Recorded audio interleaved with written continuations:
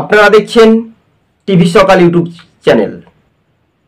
দিনের শেষে বলছে তাই রাজ্যের সভাপতি হচ্ছে কি দিলীপ ঘোষ, না সুকান্ত মজুমদার, না দৌড়ে এগিয়ে রয়েছেন শুভেন্দু অধিকারী?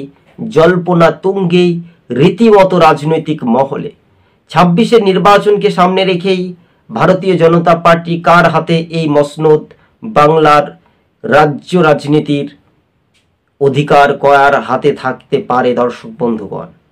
তবে রাজ্যের সভাপতি পারছে দিলীপ ঘোষ, এমনটাই জল্পনা তুঙ্গে। আবার কেউ বলছে সুকান্ত মজুমদারকে সরিয়ে সরাসরি বিজেপির বিরোধী দলনেতা শুভেন্দু অধিকারীকে দিতে পারে বলে এমনটাই বলানো যাচ্ছে। কয়েকদিন আগের মুহূর্তে কিন্তু ঘোষণা হতে পারে 2-1 দিনের মধ্যে, 72 ঘন্টার মধ্যে। কিন্তু রাজ্য রাজনীতিতেই এবার ভারতীয় জনতা পার্টি তারা কিন্তু দেওয়াল লেখনের কাজ শুরু করে দিয়েছে 2026-এ সমস্ত হিন্দু এক হও বলে। কিন্তু সেই শুভেন্দু অধিকারী কতটা তৃণমূলকে বেকায়দায় ফেলবে এই রাজ্য রাজনীতিতেই, তা 26-এই প্রমাণিত হতে পারে, এমনটাই সার্ভে রিপোর্ট বলছে, সূত্র মারফত খবর দর্শক বন্ধুগণ।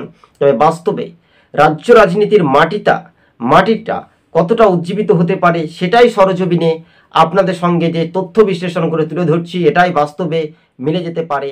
আজকে ছিল এই পর্যন্ত, ধন্যবাদ।